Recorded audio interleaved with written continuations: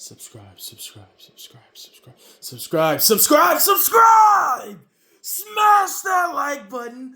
Break your screen. Call the insurance for a replacement. Cause if you don't, I'm gonna. Whoa. Sorry about that. My friend's a little crazy, you guys. What's going on? It's your boy 3 in this thing, baby, representing TKOG. Today I'm going to show you guys one of the coolest projects. If y'all didn't know, bro, addicting. One of the most addicting things to this game is building. Building and playtesting are two of the funnest aspects of this game, outside of just like outright dueling in a competitive environment. I think creating amalgamations and just making it work, and the satisfaction you get when you have a goal and an ideal like kind of scenario that you want to come up often when you pilot a deck, and when that comes up, it feels like that's the W. When you build a deck to do something and it does it consistently. This is my take on Crystal Beast. I bought this structure deck over a year ago, and I had really wanted to do something crazy with it that was like a little different. I felt like there was like some exploitable avenues with the deck, and I wanted to take the best thing that the engine had to offer without playing all of the bricks, like the 7 names and like the fusions, and I didn't want to play Snake Eyes, right? A lot of Crystal Beast builds I've seen are playing Snake Eyes, and they're like relying on Skull Dread. You guys are actually going to really like this build because it doesn't do that. It doesn't play any fire cards at all. It's pretty much Crystal Beast gas. Pretty much the premise of this build is to convert bodies endlessly. It's just critical mass. What this deck is going to do is get advantage everywhere. In the hand and in board presence, and it's going to consistently summon bodies, and you convert those bodies into so many crazy generic cards, right? Like literally my entire extra deck, let me double check. Yep, my entire extra deck is generic. Everything is, I can make all 15 cards in one turn, bro. So yeah, the deck is just pretty crazy. The Crystal Beast engine is really strong. It has some absurdly custom cards. Like, literally, these cards don't even make sense, bro. I'm like, there's no way this is real, bro. All of the cards are real, and I'm playing all of them, bro. Let's freaking go. So we're going to talk about, let's start with, like, let's just get the bricks out the way, right? Let's just get, like, the engine requirements out the way. These are the cards that give you an absurdly high ceiling by playing them, but these are the 5 traps that you never want to draw in your opening hand. We're playing 1 Black Oat Laughs because we do tech in Foolish Barrel Goods. I've seen people playing like the field spells. Shout out to Jesse Cotton. I think that was actually his original idea. I like the utility of Black Oat Laughs just a little bit more. The field spells are crazy because like they allow you to extend and play through hand traps, but they specifically don't play through effect negation hand traps and like the Ash Blossoms that hurt the deck the most. I wanted a card that could guarantee bait a disruption, so that all I would have to worry about would be like the non-engine. And this checks Omni Negates, which is the most important thing. And so while the field spells are like super crazy, you know, they're really strong.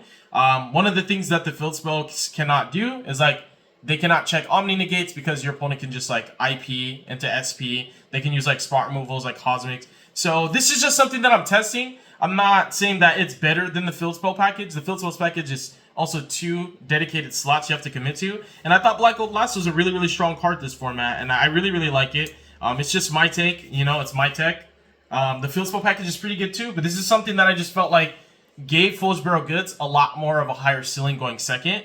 Going first, Goods is actually like the best starter in my deck in my opinion, because 1 Foolish Barrel Goods without playing the field spell package of like the Valence field spells, you actually guaranteed full combo through 1 effect negation hand trap, or like for example, weird cards like Nibiru or like Ghost Ogre. It's really strong. So Foolish Barrel Goods is actually the strongest combo in the deck. And I really wanted to definitely like emphasize on the strength of it, so I wanted to give it a little bit more utility. I am playing 1 Rainbow Bridge of Salvation. This card's the bomb. We freaking love Azarun. This deck's insane, bro. This deck makes the craziest board. 1 copy of Conclave and 1 copy of Miracle. I really think I'm going to cut down on Conclave and probably side it in when I know I'm going first, because all my inboard really needs is that Omni Negate that pretty much can counterplay everything. So yeah, Miracle is just freaking insane, you guys. Literally such a custom card. It's not even once per turn to negate. It's really strong. Like honestly, teching in more post siding, it kind of makes sense. The next pile we're going to talk about, this is 60 cards, by the way. You freaking know I play 60, bro. Don't even ask, you already know, bro. You know I'm playing 60. We're on power spells. We're on 3 thrusts, 3 talents, and 3 droplets, and a called by. These are all of like the non-engine that I play in the terms of breaking boards. Thrust is the most powerful spell in the entire deck because all of your custom cards are searchable by thrust. Oftentimes I do thrust in the engine because this deck's engine is actually so good that it breaks boards on its own. Yeah, like when we get into the good cards, dude, it gets absurd. And then we're gonna talk about the Crystal Beast cards that I play. I play 3 copies of Pegasus, 1 Ruby Carbuncle. Originally, I was playing 3 Pegasus, 2 Carbuncle, and then I was playing 2 to 3 Zeniths. And I was just playing like Dimension Shifter and a bunch of hand traps, and I was playing like Crystal Beast Control. This is the funnest variant of Crystal Beast that I've played. I think Crystal Beast Control, the ceiling is lower, but it loses to less. It plays into the territory of less hand traps, and it's able to play some pretty absurdly unfair cards, right? And a ton of hand traps. This is like a wombo combo deck. This is like Ooga Booga. So these are like the best names. I do tech in a 4th level 4. It comes up so often you actually need it for the main portion of your combos. The way I built this deck, 2 level 4s on field is full combo.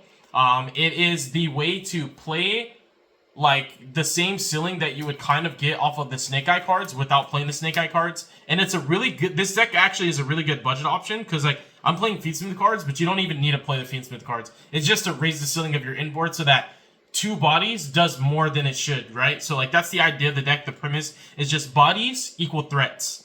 And so because of that, this deck plays through so many negations so well because like cards like Desiree and the Azamina Omni Negate, right? Like cards like that are not that great. Cards like Impermanence, Effect Veiler, Ash Blossom, cards that don't trade with the body are not going to be that good. Cards like SP and Ghost Ogre and Spot Removal are a lot stronger. This deck plays through a ton of disruption as long as the bodies are there. 1 card can beat so many cards because of just the conversion, right? It's really, really strong. We play 2 Zeniths and then just the 1 brick. It's a pretty good brick though. Not gonna lie, it's a pretty good brick, bro. It's pretty nice. It's really good with your engine. And then we're going to go into the goods, bro. We're going to go into the good stuff. I actually play 3 Crystal Master. Hot take, I think this is one of the best starters in the entire deck. It's really, really powerful. This card checks for Ash pretty high. This deck's always going to play in the draw, so you just have to be cognizant of the fact that it's a weakness that the deck has. So, you know, obviously build your deck to beat it. But this card consistently checks so many interruptions. And if they don't, it's always going to grab the extender that you need to play through the hand trap, play into the board. It's an absurdly custom card. Like, it adds anything that you needed to add. 3 Crystal Master, freaking insane. Let me see here. Oh, these were super disorganized. We play 3 copies of Rainbow Bridge and 3 Crystal Bond. Again, hot take. I think these cards are literally custom. Literally, I think that in the terms of 1-card starters, these cards are only second to Foolish Barrel Goods. I played 3 goods as well. I think that Foolish Barrel Goods is still like the best 1-card starter in the deck, and I'll show you guys why towards the end of the video. I'm also playing 3 copies of Rainbow Bridge of the Heart, and I do actually play 3 Golden Rule. I think this card is a definitive 3 of. The only other like Crystal Engine techs that I play are the 1 Awakening. This card is terrible to draw. It is only good if you resolve Zenith, and if you're lucky. Sometimes Zenith gets ashed. I'm not gonna lie, Zenith getting ashed is kind of nice because your opponent has 2 choices. They either want to ash the bond, or if they're foolish, you know, they'll ash like a starter like Crystal Master and lose to the hard drawn bond. But they're gonna ash bond or they're gonna ash Zenith. So Pegasus is a really good card, for example, because contextually Pegasus trades with Ash Blossom, and he can still be a body, right? Pegasus trades with Imperm, and he can still be a body. So the fact that Pegasus is diverse in the sense that it can check for Ash and Imperm while always being a body, like Samsara D Lotus cannot do that, right? So I think that's pretty crazy, pretty strong, pretty powerful. And then the last tech that I'm playing is the Aegis. Aegis is actually an absurdly good extender. Hot take, this card's crazy good. Card's insane. Very, very broken custom cards. Golden Rule is like literally one of my favorite crystal spells or traps. I think this card, every deck should have something like this. Like the fact that I just can't, I'm actually blown away because the more I play this deck, I'm like, This feels like a vendor machine deck, bro. It feels like I put money into a vending machine and I picked out the most broken cards that you could get away with without playing a tier 1 deck that everybody's gunning for. And it was like Crystal Beast, bro. Like, dude, this is Diagram. Okay, so like this is Brilliant Fusion, Diagram, and it's like Compulse or like Kieran, like all built into one card while being sustainability of like a continuous, right? So this is forever follow-up. This card is always an extender in 2 different ways because it can grab Golden Rule and get you an extra normal summon. It's absolutely custom. It cracks boards going second. Rainbow Bridge is literally the Rota for your Rotas. And Crystal Bond always beats one hand trap by itself. As long as the hand trap's not Ash, Crystal Bond is guaranteed to combo through any effect negation hand trap, no matter how you pivot it. And it's also guaranteed to check Nib. Guaranteed to check Nib. It's guaranteed to check Nib. So Crystal Bond's broken. Broken, bro. It's broken, bro. And Foolish Bro Goods is one of my favorites. It's also one of those few cards that help to insulate Droll a little bit. You just dump the trap, get your search, and then chain trap the Droll, and you get so much more value out of it. So this is definitely my favorite 1-card starter in the deck. So every single one of these cards outside of Aegis are just gas, bro. These are all consistency cards. This deck, I mean, when I just can't stress enough, this deck is addictingly fun. It's not the best going second playing into, you know, like specific floodgates, but it's really good at playing through like soft negations like Desiree's, soft negations like Imperms and Veilers. It's really good against like Phantom. Like everything that doesn't take my bodies just feels so free. This deck actually is custom, bro. Like I feel like I created a monster. I have so far tested against Voiceless Voice, the Fire deck. I've played against a couple Yubel. I've tested against myself. And on DB, but you play like bozos on DB. Like they play good decks, but they don't play good, bro. What's wrong with them? I don't know. But this deck actually feels like broken. I wanted to show you guys this because it's like some of the most fun that I've had in a long time, and the deck feels broken. Like it's actually insane. I'm gonna show you guys. For supplementary engines, this is the reason why you don't really play hand traps, because you have the highest ceiling by playing supplementary engines. So we're playing the cash cards. Unicorn's broken in this deck. You guys have no idea how much Birth checks because of the format that we're in. Birth is like broken. We have 1 copy of Fenrir, 1 Birth, and then the 1 field spell. You don't play the field spell just because you want a 4th copy of Unicorn. You actually play the field spell because that's what allows Foolish Barrel Goods to guarantee check multiple hand traps. You also keep in mind like that if you baited Ash with like for a card like Bond, for example, because Foolish Barrel Goods is a better card than Bond in my opinion. And who Ash's goods anyways, to be honest. The Unicorn, as long as it's up, if your opponent does any other hand traps, it's guaranteed to give you information, and it could win you duel. It could win the duel on the spot, bro. Like, literally. Resolving Unicorn can just win you the duel. Birth is crazy against, like, Deception. It's crazy against Follow-Up. It's insanely broken against Memento. I mean, dude, this card is just so good right now. It's so good in this format. It just takes Follow-Up, and it makes breaking boards so much easier because the Follow-Up is weakened and diminished. So the Cash Engine, never leaving my deck. Never leaving my deck. Next up, we have the Fiendsmith engine, we have Engraver, we have the Lacrima, the Lori, and the Track. I committed very high into this because this deck gets so many bodies that if you open Engraver, Engraver guarantees you get Caesar and Desiree. And how that works is you do your Engraver line, and your Lacrima dump another one, and you make Caesar with the Necro Quip that was off of her, and then put one of the Engravers onto the field off his effect, make Caesar. In the middle of your combo, you make Moon plus another monster into sequence, and then get up your Desiree, and you can still make like SPs and like Silhouette Rabbits. It's this deck's boards are actually absurd. Like I think my favorite board through just 2 hand traps, it wasn't crazy. It was literally Caesar, Protoss Lock for Darks, and the Captain Sargus with the Silhouette Rabbit.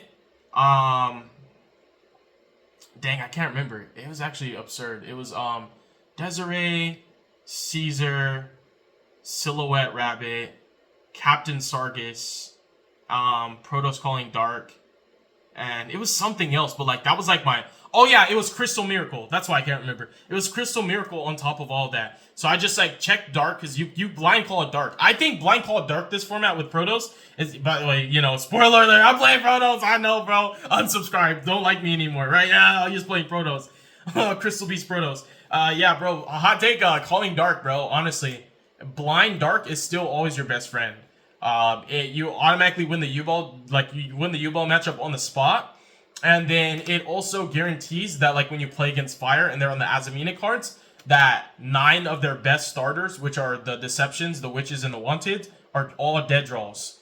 They have more ways to access Fire through their Darks than they do through their Fires. So it's actually, unless you have information that it's Senpai, it's actually a little bit incompetent to call Fire against Fire right now, because they have Bonfire and like the one of Ash and like the one of Poplar and like maybe a 1-for-1. So they have like 6 Fire starters, right? But then they have like 9 Diabelle slash Azamina starters, and those are a lot more likely to be in their hand, and those are consistently going to play through hand traps. So you also just cut off a lot of their extenders, and it's so much harder for them to play into your board. And like Caesar's already enough when you call a Dark most of the time, and you have one Desiree to check like the random talents. It's really, really strong. This engine's crazy good. And we talked about him. Protoss Flag, and then I actually played 3 extra bricks, which are the Spriggans package. This enables you to make Skull Dread, make crazy, you assemble so much critical mass because of this, because that's how 2 level 4s is full combo. The other reason why this engine's so good is because Sargus bouncing your cards for follow-up is insane. Whether you're bouncing the field spell for the cash cards, or a lot of my lines, I bounce Ruby Carbuncle that I placed off of the Pegasus. So this actually came up multiple times in testing. The best time it came up was through IMPERM Nib against Voiceless against my brother. And he IMPERM Nibbed me once I summoned Protoss. I properly summoned Protoss. And I bounced my Ruby Carbuncle off the Sargus. And I had Crystal Bond up, Rainbow Bridge. So he IMPERM Nibbed me on the summon, because I had Caesar. So on the summon of Protoss, he IMPERM Nibbed me. And then I just went Bridge of Heart, popped the Ruby Carbuncle in my hand, grabbed Golden Roll, and then I Golden Rolled in the Carbuncle, and then got the 2 level 4s, made Dugaris, and used Dugaris to reborn my Protoss. Because Protoss says must first be special summoned that way, and because he was properly summoned, I just brought him back off of the Dugaris, and I called Light and won the duel on the spot through IMPERM Nib. And one of the reasons is because of specifically Sargus bouncing my Ruby Carbuncle from my Spell Trap Zone to my hand. That's just a bit of utility that allows you to pivot through hand traps better and cleaner. And that's why I like this 3-card package more than I like playing 15 Snake Eye cards. Because I like the cash cards and I like the Fiendsmith cards like more. They're more fun. Fire's just not that fun. This deck is like really cool and creative, and it's just, again, it's very addictive and fun. Sargus just bouncing and popping is like a big deal. Bouncing all of your follow-ups, whether you're bouncing a Pegasus back to hand, bouncing a cash card, bouncing whatever you need to bounce, Sargus gives you guaranteed follow-up. Another cool, cute thing that you could do is Requiem and summon out, for example, an Engraver, and then you can use Sargus to bounce the Engraver and then discard Engraver and get like more advantage that way, which is really, really cool. It comes up. It's like cute, you know? It's not the worst thing that you could do. But most of the time, I'm just bouncing follow-up, or I'm bouncing like the Carbuncle for the lines to play through Nib. The extra deck is, that's pretty much the main deck. It's all 60. It's all gas. The extra deck is, Fiendsmith stuff right here. Requiem, Sequence. We have Desiree, Necro Equip. Pretty hefty commitment, but I'm committed, bro. I'm definitely committed. So we have those cards in the Caesar. The Caesar goes with the Fiendsmith cards as well. And then we have generic stuff. Everything in your extra deck is generic. SP, Silhouette, IP, Goddess. Goddess is broken. Goddess is absolutely insane in this deck because of the amount of bodies that you get out so free and so easy, that this just makes this deck act. I think that if I didn't play this deck would not be as good as it is going second, but because it can just pretty much always Goddess on a whim, and Goddess doesn't care about like Desiree because Desiree doesn't target, and Goddess doesn't care about like all the other Omni Negates because they don't target, she's broken. You literally have to like have like IMPERM Veiler, but by the time that you've been able to summon Goddess, you've already checked those off the list.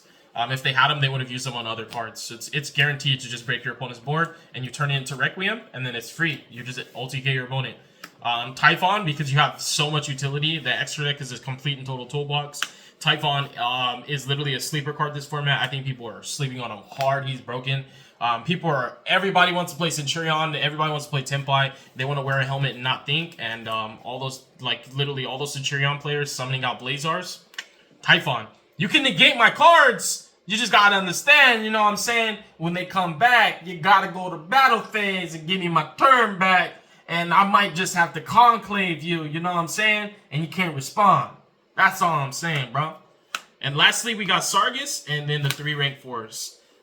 You side in like Dweller for the matchups, and you can even side in Cowboy if you need to like have a win condition for time. But Dugaris, the reason why Dugaris is here over any other extra deck slot is specifically because of Nib on the summon of Protos.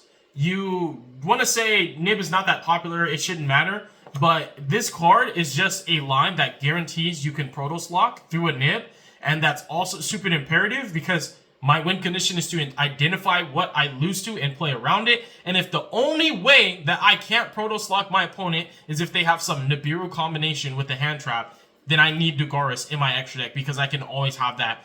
That's why I use Golden Rule the way that I do it. Unless my hand's weak, Golden Rule is always an extender and not like a starter. So this card's cracked. It also just enables like crazy OTKs. It's a broken card. It's a broken card, bro. We never draw 2 though. We never draw 2. And then Merrymaker and the Sargus are just like a disgustingly good. Like these 3 cards, like all of these should be banned, honestly. Actually, my whole extra deck, I feel like except maybe like Typhon. Maybe Typhon and like Rabbit, all these cards should be banned, bro. My whole extra deck should just be banned, bro. Alright, let me see how we're doing on time, because I'm going to show you guys a really fun combo. Alright, we Gucci, bro. We chilling, baby. We chilling. Alright, so let me show you guys that gas. So, another cool thing on a strength that Crystal Beasts have is they have every attribute. So you already get Wind and Earth off your main combo. If you really feel like Water's that popular and Mermail's getting big in the format, then you can play like Turtle as a brick. You can swap your bricks out and play Turtle to get Water, because this deck can call every attribute but Water, but I just feel like my inboard's already so strong. And the other cool thing is like it's not that conventional and you hate doing it, but you can make your Caesar and Protos call Water by popping Caesar. So you do actually play every attribute in this deck, so it's like the best Protos. I wonder if Ritual Beasts can call Water. I think they can actually. They should. Ritual Beasts have every attribute. So we're gonna go into Foolish Barrel Goods. So I'm gonna turn the cards this way from, well, I guess not. It's for the sake of the video. I'm gonna turn them these ways though. So we're gonna go Foolish Barrel Goods, dump the Rainbow Bridge, and then we're gonna banish Rainbow Bridge, and then we're gonna add Pegasus and the Cash Tier Field Spell. This is the best 1-card combo, best 1-card starter in the deck, and the best 1-card combo. Crystal Bond is not better than this. You can't change my mind. Because cash cards, Unicorn is 2 bodies by itself.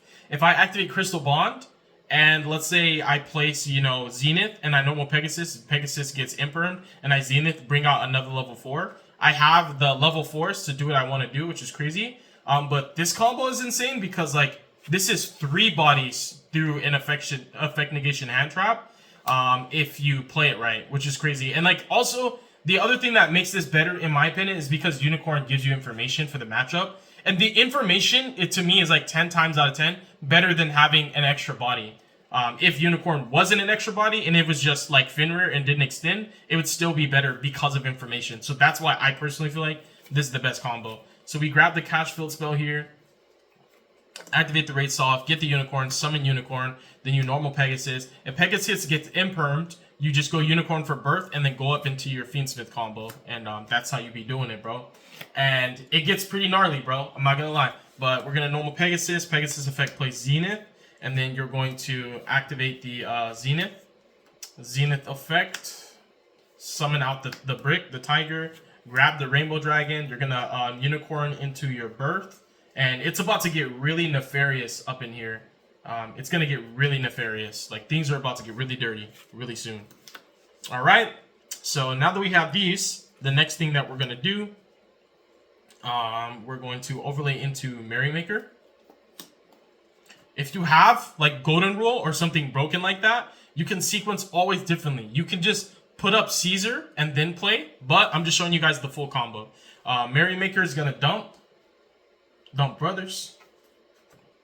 Overlay Sargus on the Merrymaker. Sargus effect. At the Tally-Ho. Activate Tally-Ho. Detach all 3 materials from these. And then you're going to go for the... Where's he at? There we are. The Paydor. And then we're going to go right here. We're going to bring back all of these. Boom, boom, boom. We're going to activate Sargus, and we're going to target the field spell to bounce it back to hand. because in this specific line, your Pegasus has to place Zenith, so you don't actually get to like place Carbuncle and bounce. That's in like 2-card combos where you get to do that level of extension. So now that we're here, we're just gonna overlay these two into a Banshee, and then we're gonna use Banshee's effect. We're gonna grab ourselves a Nemesis flag. So we have 4 cards in hand right now, so this is super plus. Because 1 card, look at our field, look at our hand. This is very, very plus right now. In card economy, every single one of these cards, except for Rainbow Dragon, is actually very valuable. Like, this is true value. This is a true plus. Rainbow Dragon is just, like, good as a target for bridge, and, like, you just never really... It just... Discard it, bro. Get rid of it. Do something with it. And then, since this is absolute free real estate, we take these 2 for right now. Actually, hold on. We take these 2. Yeah. And then we go up into, you already know, Moon. And then Requiem. And what you're going to do now is if your opponent had nipped you already, maybe they're just... Because again, if you're not putting up a negate to threaten nip, any competent player would just hold nip until it gets the most value. Because why would they nip early? Like, they just want to see if you can make the board. And if they see that you threaten nip, like you put up a negate before, they'll nip you then. But if your whole combo, you never put up a card to threaten nip, your opponent should just let you play and then just nip you at the end of your turn, honestly. When you just go in main phase. So we go Requiem here. Summon the Lacrima, dump the Engraver. Big thing here. Dun, dun, dun, dun, dun, dun. And then in this sequence, the highest ceiling, in my opinion, is to make the Caesar and not the Desiree. Especially because, again, if they were holding the nip, it's nice to just check nip on the spot, and you can still go into, like, flag and birth, and you will banish the fire and bring it back, and you'll have the chance to call, like, fire, dark, or you'll be able to call light, you know, with the Proto. So you still might be able to, like, FTK. So it's pretty nice. You know what I'm saying? So you contact fuse these. And you go up into Princess, and then you're using Graver's effect. You're just gonna put back the Moon in the Close Sky, since you're gonna leave Lacrima and Fiendsmith Requiem as another layer of defense. And then you're gonna overlay these. And this is also important because leaving Sargus up gives you more interruptions, because when you detach from Caesar, you trigger Sargus to bounce or pop, which is really good. And you get 2 opportunities to do that. So, you know, it helps to actually have the layer, because if the first card they activate is like a spell card to special summon, there's nothing for Sargus to be able to hit yet. So this is really, really good. This is really, really strong. The next thing that we're going to do here is, now that we've established Caesar, we're going to put out the card that they probably wanted to hold nip for, which is the Protoss. Effective flag. Search for the Protoss. Bum, bum, bum, bum, bum, bum, bum. The next thing that we're going to do here is we're going to link these off. This is an attack. But I guess everything should be in defense. I should always, you guys, let's just make the good practice of always playing around Lightning Storm. So what we're going to do here is we're going to go up into our Rabbit, because we are going to blind call Dark every single time, without a doubt. Every single time you're blind calling Dark. So we're going to go Rabbit, and we're going to use Rabbit to set. And this is all, again, off of Foolish Burial Goods. In no way, shape, or form is any deck that I can think of right now in the game Yu-Gi-Oh! Making a board like this off of a Foolish Burial Goods. They got 1-card combos, but I don't know what deck can use Foolish Burial Goods to go crazy like this outside of Crystal Beast. It's pretty insane. And then we will go for Protoss by... We always make the Banshee one of the fires that we banish because it's free real estate. And again, more extension, right? It's really, really good because if your hand has it, then you can do more. But typically, I feel like when you get to this point, it's enough. And you always banish the Unicorn as the win because you just get it back off birth anyway. So that's free real estate as well. You know what I'm saying?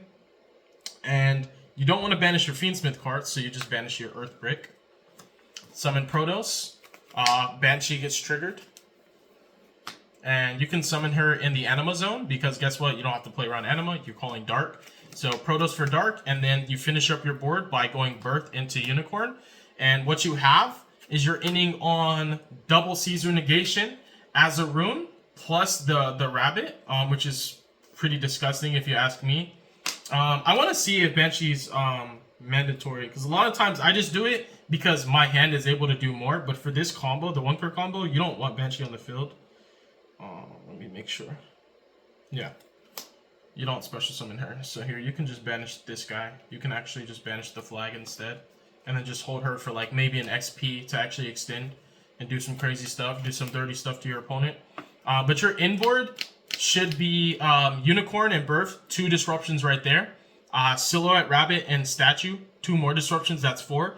Double Caesar Negate, that's 6. Sargus, because you detach from Caesar, gets you a bounce or a pop, that's 7. And you call it Dark, so you FTK'd U-Bell on the spot. You pretty much FTK'd Fire on the spot, because Fire, when you call it Dark and cut off all those extenders from them, cannot play through this board with Engine. They need like literally like Dark Ruler plus some, you know what I'm saying? Even Talents, in my opinion, is not good enough. You could Taunts take Caesar, and you're still not going to be able to deal with like Sargus. Well, Sargus is gone, right? That cuts it off. But you're still not going to be able to deal with just the Unicorn, Silhouette, Rabbit, and the Statue alone, in my opinion. If I call it Dark and you're playing Fire, it's going to be so much harder, bro. It cuts off so much. It's actually insane.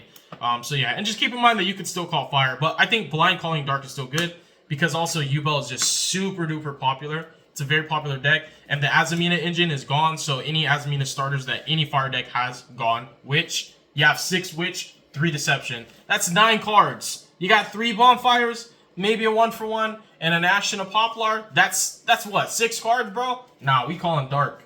And then that cuts off Anima, that cuts off SP, that checks Typhon. It does a lot, bro. There's a lot of overlapping value in calling Dark with Proto. That's the combo. Hopefully you guys enjoyed it. It's degenerate, but it's Crystal Beast, and we love it. Thank you guys so much for watching my Cancer. God bless you guys. Have a beautiful day. Deuces.